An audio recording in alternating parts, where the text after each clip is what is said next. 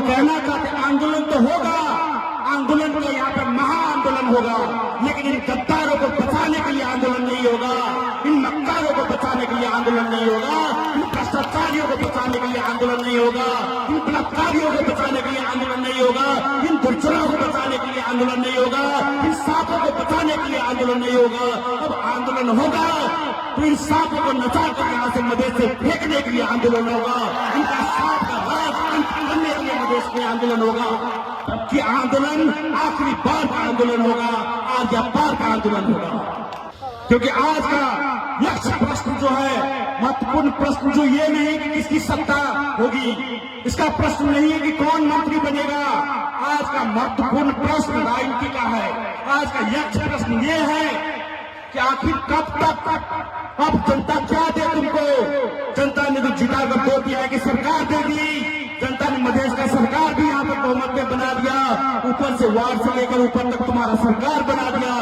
जितनी खून चाहिए थी, जितनी बलिदानी चाहिए थी, सारी बलिदानी भी दे दी। तो अब चाहिए क्या तुमको चलाने के लिए? चाहिए जनता देगी क्या?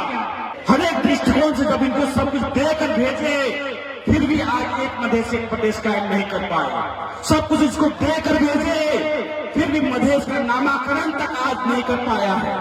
सब कुछ देकर भेजे, फिर भी हमारे शहीद के परिवार को 50 लाख देने का जो वादा किया था आज तक नहीं दे पाया है। सब कुछ देकर भेजे, फिर भी हमारे किसी आदमी को रोजगारी नहीं दे पाता है। सब कुछ देकर भेजे, लेकिन आज भी यहाँ के अस्पतालों में कोई इलाज की बात व्यवस्था नहीं है। सब कुछ देकर भेजे, फिर भी आज यहाँ पर हमारे स्कूलों में पढ़ाई की कोई अच्छी व्यवस्था नहीं है। तो अब सवाल ये है कि हम सब अब क्या दें इसको। इसीलिए ये यक्ष प्रश्न आज हमारे पास खड़ा है और इसका एक ही समाधान है कि इसको अब नचाकर मधेश से बाहर हमको फेंकना होगा। और उतना ही अभाव होता है जब शहीदों की मूर्ति की ओर देखता हूं, क्योंकि 14 वर्ष से वो एक टक लगा के देख रहे हैं कि हमारा सपना पूरा हुआ कि नहीं। वो हमसे एक टक लगा के हम सारे जनता से पूछते हैं कि जिसके लिए हमने बलिदानी दी थी वो आप सबने अब तक पूरा किया कि नहीं। क्योंकि 14 वर्ष में भटकते भटकते श्री राम जी को भी अपना लक्ष्य मिल गया था। 14 वर्ष तक वनवास पाकर भटकते भटकते उसने भी अपनी सिया जी को पा लिया था। 14 वर्ष तक भटकते भटकते रावण का भी सत्यानाश हो गया था, विनाश हो गया था। लेकिन आज 14 वर्ष पूरा हो गया है, हमारे शहीद का सपना अभी तक पूरा नहीं हुआ। अभी तक हमारे शहीदों का आत्मा भटक रही है, हमारे शहीदों की आत्मा अभी भी बिलख रही है। 14 वर्ष हो चुका और हमारे घर का जो रावण है वो आज भी हमारे छाती पर बैठकर आकाश करता हुआ फिरता है। आज भी वो मंत्री बनकर हमारी छाती पर आकाश करता है और मधेशियों पर ही गोली चलवाता है, मधेशियों का ही दमन शोषण करवाता है। यहाँ पर इस तस्वीर में हमारे परम मित्र राम मनोहर यादव जी, उनको मरवाने वाले कोई और नहीं था, जिसको हमने यहाँ पर नेता बना दिया, जिसको हम सब यहाँ पर मसीहा बना दिया, वही जाकर हमारे मधेसी भाइयों को, हमारे मित्रों को मरवाता रहा है, वही हमारे अधिकारों को भी छीनता रहा है, हमारे साथ बार बार धोखा करता है, वो कोई और नहीं है। हम सब ने बार बार आंदोलन किया, आंदोलन में कोई कमी नहीं है। 60 वर्ष से कांग्रेस में आंदोलन किए, 25 वर्ष से कम्युनिस्ट के लिए आंदोलन किए, 14 वर्ष से इन सबके लिए आंदोलन कर रहे हैं, बार बार बलिदानी दे रहे हैं, लेकिन मांग पूरा नहीं होता है। क्या बात है? तो शास्त्रों में लिखा है, हमारे विद्वानों ने, हमारे पूर्वजों ने लिखा है कि पात्र और कुपात्र में बहुत अंतर होता है। पात्र और कुपात्र में बहुत अंतर होता है, ये विद्वानों ने कहा है, शास्त्रों ने कहा है। शास्त्रों में लिखा है कि नाक संजायते क्षीरम, क्षीरात संजायते विषम। यह फर्क है पात्र और कुपात्र में। गाय जो है, भैंस जो है, उसको आप सूखा हुआ खड़ भी खिला देते हैं, घास भी खिला देते हैं, भूसा भी खिला देंगे, गाय को वो दूध ही देती है। भैंस को अगर भूसा भी खिला देंगे तो दूध ही देती है। ये पात्र है, ये पात्र है। अगर पात्र को आप भूसा भी देंगे, खड़ भी देंगे, तृण भी खिलाएंगे तो दूध ही देगा, अमृत ही देगा, यह पात्र है। लेकिन मैं दिखाता हूं, आज मैं लेके आया हूं क्योंकि समझने के लिए जरूरी है। लेकिन इसको अगर हम 100 बरस भी दूध पिलाएंगे तो ये क्या करेगा? अगर 100 बरस भी हम सब इसको दूध पिलाएंगे तो ये क्या करेगा? ये जब भी देगा हमको विष ही देगा, जब भी देगा डसेगा ही, जब भी इसके मालिक हम क्यों ना हो। अगर इसको 60 बरस दूध पिला दिए, कम्युनिस्ट को 25 बरस दूध पिला दिए, इन गद्दारों को हम सब 14 बरस तक दूध पिला दिया, अपना खून पिला के पोसे, लेकिन फिर भी ये डसता है मदेशियों को। तो ये तरह तरह के होते हैं, सांप भी तरह तरह के होते हैं। एक सांप होता है गाछी वृक्ष पे रहता है, वृक्ष पे रहता है, गाछ पे रहता है। उस सांप को हम सब अपने घर में लाए, पाले पोसे, दूध पिलाए, सब कुछ सिखाए। वो गाछ था बला सांप, और जब उसको अधिकार मांगा कि भाई हमको अधिकार दे दो, तो हमसे ही फुफुआ के डसने के लिए तैयार हो गया। उस सांप को, जिस कांग्रेस नाम के सांप को हम सब 60 बरस तक अपने घर में पाले, सारा दूध खिलाए, बासमती चावल खिला दिए, सारे पोखर के मांस ला जाके खिला दिए, कांग्रेस नाम के पार्टी को आंदोलन करना सिखाए 7 साल से लेकर अभी तक। जब मधेशियों ने उसी कांग्रेसी से अधिकार मांगा तो गिरजा प्रसाद ने मधेशियों की हत्या करना शुरू कर दिया, सुशील कोइराला ने मधेशियों की हत्या करना शुरू कर दिया, सारे लोग मिलकर मधेशियों की हत्या करना शुरू कर दिया। वही सांप जिसको गाछी से उठाकर आप सब घर में, अपने घर में पाले, वो सांप। और कुछ सांप होता है, सांप तरह तरह के होते हैं। तो कुछ सांप होता है जिसके सर पे सूर्य छाप बना हुआ रहता है, टोपी लगाया रहता है, टोपी जैसा दिखता है। तो कुछ सांप होता है जिसके सर पे सूर्य छाप बना हुआ रहता है। तो हम सब मानेंगे भाई ये तो देवता है, टोपी लगाया हुआ है, सूर्य का निशान लगा हुआ है। और उस सांप को हम सब घर में लाए, और घर में ले जाने के बाद क्या होता है, वो सांप कहता है ये सब तो आम है, आम आम समझ के हम सबको डसना शुरू कर दिया। आम समझ के ये आप हूं, झड़ देना मर देना कई फर्क पड़ देने करके वो हम सबको डसना शुरू कर दिया। और कुछ सांप ऐसा ही होता है, तरह तरह के सांप होते हैं। तो कुछ सांप होते हैं जो यहां पर आके कहता है मलेटा मधेसी से मैं लव पड़े बस, ऐसा भी सांप होता है। मलेटा मधेश से लव पड़े बस सांप आके कहता है, बड़ा प्यार से सपने आता है, हम सब उसको सपने देते, हम सब बड़ा सीरियस आ गए मधेश से। और बिसेरा सांप आके कहता है कि मधेसी से लव पड़े को सब, और हम सब उसको सपने देते हैं, हम सब उसको अपने पास बिठा लेते हैं, अपने घर में आने देते हैं, अपने पास में सुताते हैं। और जैसे रात होती है क्या करता है वो सांप हमको डस लेता है। और वो सिरहा में आके ही डसा, सिरहा में आके घोषणा किया कि मधेसी संघ में लव पड़े कुछ। सिरहा के जनता पतिया गए, जाके वोट डाल के मजा से जिता दिया, और जैसे उसको मौका मिला हम सबको डस के हमारा सारा अधिकार छीन लिया। और सांप तरह तरह के होते हैं। कुछ सांप होते हैं, आप सब बड़े ज्ञानी लोग सब हैं, आप सबको मालूम होगा, कुछ सांप होते हैं अजगर की तरह। वो काठमांडू में कुर्सी पे बैठे रहते हैं, उसको मालूम नहीं कि मधेश किधर है। वो काठमांडू में संत महंत की तरह कुर्सी में बैठे रहते, काठमांडू में बैठे रहते हैं। बहुत पुराना सांप सब है, वो काठमांडू में कुर्सी पे बैठे रहते हैं, उसको मधेश से कुछ लेना देना नहीं है, और वहीं पर वो सारा आहार लेता है। कितना मधेसी मरा वहीं पर इसको भोजन प्राप्ति होता है, वहीं पर बैठ कर। यहाँ पर रमेश माधव आंदोलन में भाग ले रहे थे, मर रहे थे, यहाँ पर मोहम्मद मुदासिर मर रहे थे, यहाँ पर विजय साहनी मर रहे थे, और वहां पर बैठ के कुर्सी पर अजगर साहब क्या कहता है, यो तो कहीं पर ही हुई ना, यो पानी को फोका हो मधेसी गया अधिकार दिन ऊपर। वो अजगर साहब संत महंत की तरफ बैठ के वहां पर कहता है। उसको क्या पता कि मधेश की तरह वो आज मधेसी पार्टी कह के अध्यक्ष बना हुआ। उसको क्या मतलब कि यहाँ पर जनता को जाड़ होता है कि गर्मी है, तो उसको तो पता ही नहीं चलता। 5 बरस में 2 बार भी नीचे नहीं होता। उसको क्या मालूम कि मधेश में झापा किधर है, गिलानी कंचनपुर किधर है, सिरहा जिला किधर है, उसको क्या मालूम होगा। वहां पर बैठे अपना कुर्सी पर अजगर साहब की भांति बैठकर वहां पर हमारी लाशों की राजनीति करते हैं, हम पर दमन शोषण करते हैं।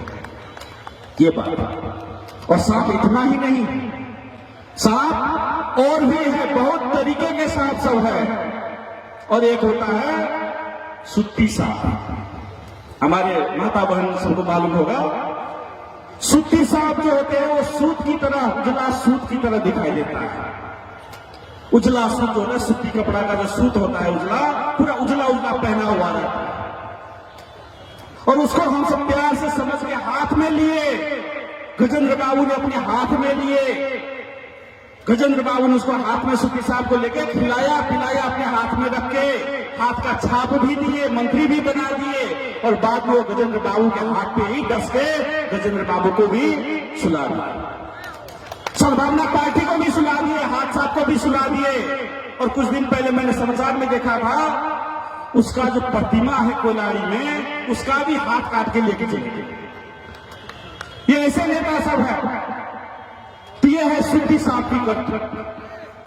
तो सांप तरह तरह के होते हैं। और एक सांप होता है हरा सांप, सुगवा सांप, जो जिधर हरियाली, देखिए मधेश में देखा कि हरियाली है, पहाड़ में हरियाली खत्म हो गया, पहाड़ में 17,000 को मार दिए, पहाड़ में हरियाली खत्म हो गया। अब मधेश में हरियाली है तो आ गया हरियर हरियर रंग के कपड़ा पहन के मधेशे में घुस गया। उधर मरवा दिया 17,000 आदमी को, कुछ अधिकार नहीं दिया। संविधान को जारी करने वाले भी वही, इस संविधान पे साइन करने वाले भी वही।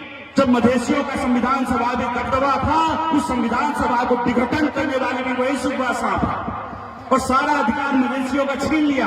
और अब हरा हरा मधेश में जब देखता है तो हरा रंग के चोला पहन के मधेश में घुस गया है। आज वही यहाँ के पार्टी का अध्यक्ष बन गया है और कहता है कि हम मधेशियों को अधिकार दिलाएंगे। तो ये सुगवा सांप बड़े खतरनाक होते हैं कि हम जैसे ही देखने का नाटक करता है, धोती पहन के चला आएगा, हरा रंग का कपड़ा पहन के चला आएगा। इससे हमें सावधान रहना है, क्योंकि मधेशियों का सारा अधिकार हनन करने वाले हैं। और सांप तो और भी होते हैं। और एक होते हैं सबसे खतरनाक जो होते हैं, वो होते हैं कालिया नाग। वो कहता है तुम भी काले हम भी काले, देखो तो हम भी मधेसी काले तुम भी मधेसी काले, करके वो कालिया नाग आता है। वो कालिया नाग आता है, दर्जनों मधेशियों को शहादत दिलवाता है, डसता है। और बाद में जब सत्ता हथिया लेता है, जब मंत्री बन जाता है, तो वही आदमी कहता है कि मधेशवाद बने को क्यों। वो कालिया नाग का लक्ष्य है। जब सत्ता में चला जाता है तो वही मधेशियों को ही डसने चला आता है। ये राम मनोहर यादव की हत्या करवाने कोई और नहीं, वही कालिया नाग है। और शास्त्रों में लिखा है, शास्त्रों में लिखा है कि ये सब नाग से भी बदतर है, उससे भी खतरनाक है, जहरीला नाग से भी बदतर है ये सब। क्योंकि शास्त्रों में लिखा है सर्पो दंसति कालेन दुर्जनस्तु पदे पदे। सांप तो फिर भी आपको एक बार डसेगा, जहरीला सांप कितना क्यों ना हो वो एक बार डसेगा, लेकिन ये दुर्जन लोग आपको बार बार डसता है, एक बार नहीं बार बार डसता है।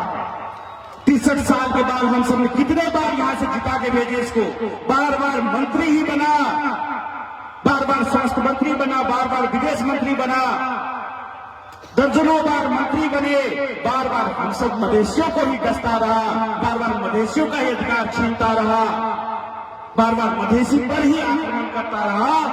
ये वो दुर्जन होते हैं। इसीलिए शास्त्रों ने कहा है कि सांप से बचिए, सांप से भी खतरनाक ये दुर्जन लोग होते हैं। दुर्जनस्तु पदे पदे, ये हर एक कदम कदम पे आपको डसेगा, ये ऐसा दुर्जन लोग है।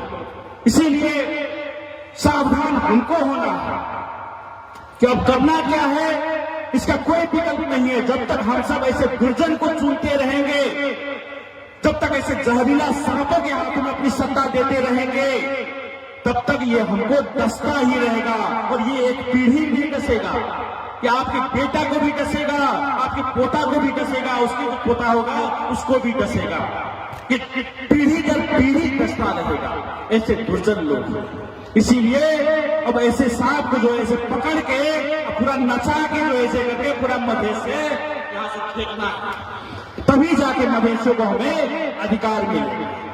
पिछले 3 बरस से ये लोग अपने दिल में घुसे हुए थे। इनको जिता के जब भेजे थे काठमांडू में, अपने दिल में घुसा हुआ था 3 बरस से। जब जनता यहां पर भूखी मर रही थी, जनता यहां पर नंगी मर रही थी, यहां पर बाढ़ में बह रही थी जनता, जब खाने के लिए मजदूरों के पास कुछ नहीं था, जब किसान खाद के लिए बिलख रहा था, किसान अपनी खेती के लिए बिलख रहा था, महिला अपनी बच्चे की जान के लिए बिलख रहा था, तब इनको कोई याद नहीं आता था। और जब आज उसकी कुर्सी गई है काठमांडू में, तो वो सांप सब अपने बिल से बाहर निकल के फिर मधेश में तिल मिलाने लगा रहा है, फिर मधेश में आ गया है तिल मिलाने के लिए। इसको और कुछ मतलब नहीं है, बस अपनी जो कुर्सी छीनी गई है उससे मतलब है। इसको 3 बरस से कहां मतलब था कुछ, लेकिन आज जब उसकी कुर्सी छीनी गई है तो फिर काठमांडू की बिल से बाहर निकल के ऐसे मधेश में तिलमिला रहे हैं और डसने के लिए जनता तलाश कर रही है कि किधर शहीद बनाऊं, किसको शहीद बनाऊं, किसका गरीब का बच्चा को चुनूं। ये शहीद बनाने के लिए आज फिर मधेश में तिलमिला रहे हैं। तो हम उनको कहना चाहते, आंदोलन तो होगा, आंदोलन के यहाँ पर महाआंदोलन होगा, लेकिन इन गद्दारों को बचाने के लिए आंदोलन नहीं होगा, इन मक्कारों को बचाने के लिए आंदोलन नहीं होगा, इन भ्रष्टाचारियों को बचाने के लिए आंदोलन नहीं होगा, इन बलात्कारियों को बचाने के लिए आंदोलन नहीं होगा, इन दुर्जनों को बचाने के लिए आंदोलन नहीं होगा, इन सांपों को बचाने के लिए आंदोलन नहीं होगा। अब आंदोलन होगा तो इन सांपों को नचा कर यहाँ से मधेश से फेंकने के लिए आंदोलन होगा, इनका सांप का हाथ अंत करने के लिए मधेश में आंदोलन होगा। और अब की आंदोलन आखिरी बार का आंदोलन होगा, आज या बार का आंदोलन होगा, क्योंकि आज का लक्ष्य प्रश्न जो है, महत्वपूर्ण प्रश्न जो ये नहीं कि किसकी सत्ता होगी, इसका प्रश्न नहीं है कि कौन मंत्री बनेगा, आज का महत्वपूर्ण प्रश्न राजनीति का है। आज का लक्ष्य प्रश्न ये है कि आखिर कब तक अब जनता क्या दे तुमको।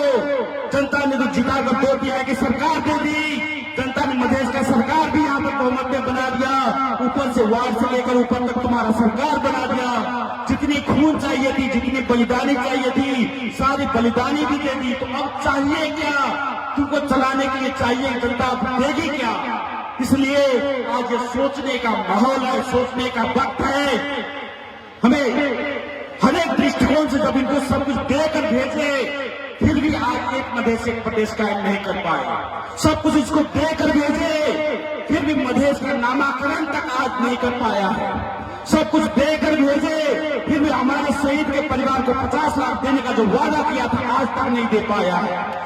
सब कुछ देकर भेजे, फिर भी हमारे किसी आदमी को रोजगारी नहीं दे पाता है। सब कुछ देकर भेजे, लेकिन आज भी यहाँ के अस्पतालों में कोई इलाज की बात व्यवस्था नहीं है। सब कुछ देकर भेजे, फिर भी आज यहाँ पर हमारे स्कूलों में पढ़ाई की कोई अच्छी व्यवस्था नहीं है। तो अब सवाल ये है कि हम सब आप क्या दें इसको। इसीलिए ये यक्ष प्रश्न आज हमारे पास खड़ा है और इसका एक ही समाधान है कि इसको अब नचाकर मधेश से बाहर हमको फेंकना होगा।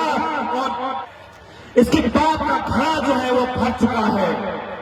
जिस तरह से यमुना में आप सबने महाभारत में देखा होगा, जब कालिया नाग रहता है उसने पूरा यमुना के नदी के पानी को ही क्या करता है, जहरीला बना देता है, जिसकी वजह से वहां के समाज में पूरा विष फैल जाता है, वहां की जनता मरने लगती है। उसी तरह हमने इसको जिताकर भेजा, वार्ड में बड़ा अध्यक्ष बना दिए, गोपाल का अध्यक्ष बना दिए हैं, मंत्री तक बने, प्रदेश में सरकार बना, संघ में सरकार बना हुआ है। लेकिन यह पूरा का पूरा जहर जो है आज हमारे बीच में फैला दिया है। आज हमारे बच्चे मर रहे हैं, भूखे मर रहे हैं, नंगे मर रहे हैं, बिना किसी इलाज के मर रहे हैं, बिना शिक्षा के मर रहे हैं, बिना रोजगारी के मर रहे हैं। ऐसी अवस्था जर्जर अवस्था कर दी है। जब कालिया नाग का अत्याचार का घड़ा भर जाता है तो वहां कृष्ण का जन्म होता है। और हम सभी लोग जानते हैं कि जनता जनार्दन होती है। शास्त्रों ने कहा है जनता जनार्दन होती है, जनार्दन माने श्री कृष्ण। और जब कालिया नाग का पाप जब भर जाता है, पाप का घड़ा जब भर जाता है, तो श्री कृष्ण उस दवा में कूदते हैं, यमुना में कूदते हैं और कालिया नाग के फन पर चढ़कर वहां पर वार करते हैं। उसी तरह कालिया नाग का जो अत्याचार मधेश में बढ़ गया है, और जनता जागेगी और सारे कालिया नाग के फन पर लॉर्ड स्पीकर साहब का मोहर लगा के इसको दमन करेगी, उसका जवाब देगी। अब वह वक्त आ गया है तो हम सब अब आंदोलन भी करेंगे, जनता राज लाने के लिए करेंगे, इस कालिया नाग के राज को अंत करने के लिए करेंगे, हर एक घर घर में एक रोजगारी लाने के लिए करेंगे, 10 लाख की रोजगारी यहाँ पर सीधा करने के लिए करेंगे, ताकि हमारे बाल बच्चे यहाँ पर ही किसी विदेश में जाना न पड़े, उससे यहाँ यहीं पर खुशहाल की जिंदगी वो यहाँ पर जी सके, उसके लिए आंदोलन करेंगे। और जब भी निर्वाचन होगा, चाहे वो 3 महीना के बाद में हो, 6 महीना के बाद में हो, 1.5 वर्ष के बाद में हो, निर्वाचन तो होना ही है। अभी जो भी राजनीतिक प्रक्रिया चल रही है उसके लिए हम सब अदालत की निर्णय को इंतजार कर रहे हैं, लेकिन जो भी निर्णय देगा अदालत, चाहे 3 महीना के भीतर में निर्वाचन हो या 6 महीना में हो या 1.5 वर्ष में हो या 1 वर्ष में हो, जब भी होगा अब हम सबको लॉर्ड स्पीकर औरंगजेब में मोहर लगा के यहाँ पर जो कालिया नाग का राज जो है उसको हम सबको अंत करना है। और मैं निर्वाचन आयोग से भी कहना चाहता हूँ, सरकार से भी कहना चाहता हूँ कि निर्वाचन निष्पक्ष कराने की बात कीजिए, निर्वाचन निष्पक्ष कराने की बात कीजिए, क्योंकि थॉमस हॉवर्ड ने भी कहा था, it's not the voting that's democracy, it's counting. अर्थात खाली निर्वाचन का हो जाना लोकतंत्र नहीं होता है, उसकी गिनना कैसी होती है, गिनती कैसे किया जाता है वोट, उससे लोकतंत्र का निर्धारित होता है। तुम वोट गिनोगे, लाइट ऑफ करके सिरा में और कहोगे निर्वाचन हो गया तो होगा, ये नहीं चलेगा। इसीलिए निर्वाचन भी निष्पक्ष हो और उस हिसाब से निर्वाचन के लिए हम सबको हर एक स्तर से तैयार रहना है, चाहे 3 महीना के बाद हो, 6 महीना के बाद हो, हम सबको अभी से घर घर जाना है, घर डायलॉग करना है, सभी जनता को समझाना है कि आज तक हमको अधिकार नहीं मिला, क्योंकि हम सब कुपात्र को चयन कर रहे थे, दुर्जनों को चयन कर रहे थे, नाग को चयन कर रहे थे, कालिया नाग को चयन कर रहे थे, तरह तरह के विषैला सांप को चयन कर रहे थे। अब उस सांप के राज को अंत करना है और यहाँ पर जनता राज लाना है। इसलिए ये घर घर जाइए, घर घर समझाइए, और कोई आदमी इस इंतजार में न रहे कि बाद में लग जाऊंगा, बाद में देख लूंगा, क्योंकि इंतजार करने वालों को कुछ नहीं मिलता है। जो कभी चले थे अकेले, उनके पीछे आज मेले हैं, जो करते रहे इंतजार उनकी जिंदगी में आज भी झमेले हैं। इसीलिए जिसको लगना है वो आज से लगे, अभी से लगे, और घर घर जाके जनता राज लाने के लिए अपना मेहनत करे। समय प्रतिकूल है, ताहि दुआरे ठंड के मौसम है, तमाम स्वराज्य नेता कार्यकर्ता के आग्रह करे जे जगह से कहने आयल छियै, एते बड़का सभा के सफल